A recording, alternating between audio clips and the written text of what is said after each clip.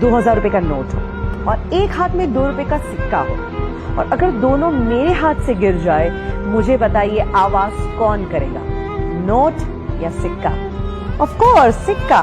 चिल्लर ही आवाज किया करते हैं। जब वैल्यू बढ़ जाती है तो ऐसी आवाजें नहीं होती। दैट मीन्स आप कनेक्ट कर सकते हैं अपनी लाइफ में। जो लोग आपको बार बार नेगेटिव बोलते हैं, कोसते हैं, समझ लीजिएगा वो चिल्लर है। तुम्हें अपना वैल्यू बढ़ाना है। क्रिकेट का खेल चल रहा हो, प्लेयर्स खेल रहे हैं और ऑडियंस चीयर अप कर रही है, चिल्ला रही है, शायद कई बार ताने भी मारती है, सुनाती भी है, आवाज तो करती ही रहती है। कोई भी खेल में आवाज कौन करता है? प्लेयर्स आवाज करते हैं कि ऑडियंस आवाज करती है? ऑफ कोर्स ऑडियंस आवाज करती है। दैट मीन्स अगर आपकी जिंदगी में बहुत लोग आवाज करने लगे तो समझ लीजिएगा आप सच्चे खिलाड़ी हो, और वो अभी भी ऑडियंस ही है। एंड जब आपके अंदर ये एटीट्यूड आ जाएगा ना, आपको कोई रोक ही नहीं सकता। तो आज मैं आपको यही कहना चाहती हूँ कि दिल की आवाज जरूर सुनो, एंड ऑफ कोर्स एक एटीट्यूड अपनाओ जिसे हम कहते हैं नेवर गिव अप।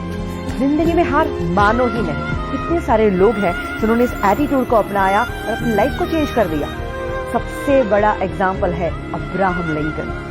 दोस्तों, उनकी जिंदगी से इतना इंस्पिरेशन मिलता है कि जो बंदा गरीबी में जन्म लेता है, इतनी तकलीफें भुगतता है, इतनी हद तक वो डिप्रेशन में चले गए थे कि कुछ समय तो उनके जीवन का ऐसा बीता कि अगर कहीं चाकू छुरियां हैं तो वो वहां से चले जाते थे, क्योंकि उनको ये डर था कि कभी मैं वो चाकू उठा के अपने आप को मार न दूं। इस टाइप के डिप्रेशन में चले गए। उसके बाद बिजनेस में फेलियर के बाद जब वो पॉलिटिक्स में आए, वहां पे भी क्या हुआ? Continuously failures.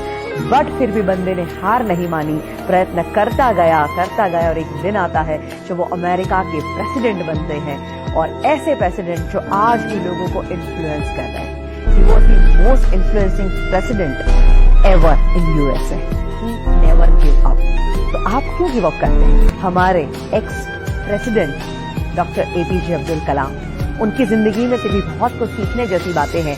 वो पायलट बनना चाहते थे और वो इंटरव्यू देने के लिए गए थे, और जब रिजल्ट आता है 9 लोग थे, 8 लोग सिलेक्ट हो जाते हैं और वो अकेले बंदे थे जो रिजेक्ट हो जाते हैं। इतना दुख होता है और उदास होकर वो एक कोने में चले जाते हैं और बैठे हैं, और वहीं से एक इंसान गुजरते हैं और वो उनको चेहरे से ही देख के कहते हैं कि बेटा तू क्यों इतना उदास है?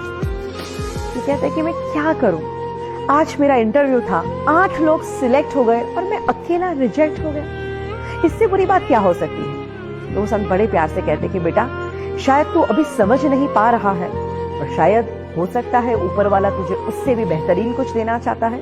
You never give up. ये सलाह उनके मन में बैठ गई और उन्होंने सोचा कि मुझे हार नहीं मानी। उन्हें प्रयत्न करना शुरू कर दिया, और बाकी जो हुआ वो तो इतिहास आप जानते ही हैं। बड़ी घटना घटी जब उन्होंने as a president supersonic plane में ट्रैवल किया, और जब वो लैंड करते हैं वहां पे ढेर सारे पायलट थे जो उनको सैल्यूट कर रहे थे, उनको सलामी दे रहे थे, उनके पद को जो रिस्पेक्ट देते हैं। और सारे पायलट जब उनको सैल्यूट करते हैं तब उन्हें याद आता है कि अगर उस दिन मैं पायलट बन गया होता तो शायद आज का दिन मुझे नहीं मिलता। दैट मीन्स उनके अंदर एटीट्यूड था नेवर गिव अप, और उसी एटीट्यूड ने उनको कहां से कहां पहुंचाया। और सोचिए दोस्तों, अगर यही एटीट्यूड आप भी अपनाएं तो हम लोग कई बार चीज गलत ना हो जाए, मुझसे गलती ना हो जाए, इस डर से भी बहुत कुछ नहीं करते। बट याद रखिए, गलती वही करते हैं जो कुछ करते हैं। तो कुछ करने की हिम्मत रखिए।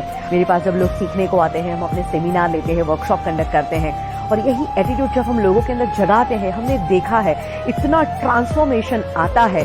जिंदगी के वो माइनस फेज में चल रहे थे, और जब वो एटीट्यूड जिंदा हो जाता है और आज वो टॉप के शिखरों पे बैठे हुए हैं। Today is hard, tomorrow can be verse, but never give up, because the day after tomorrow will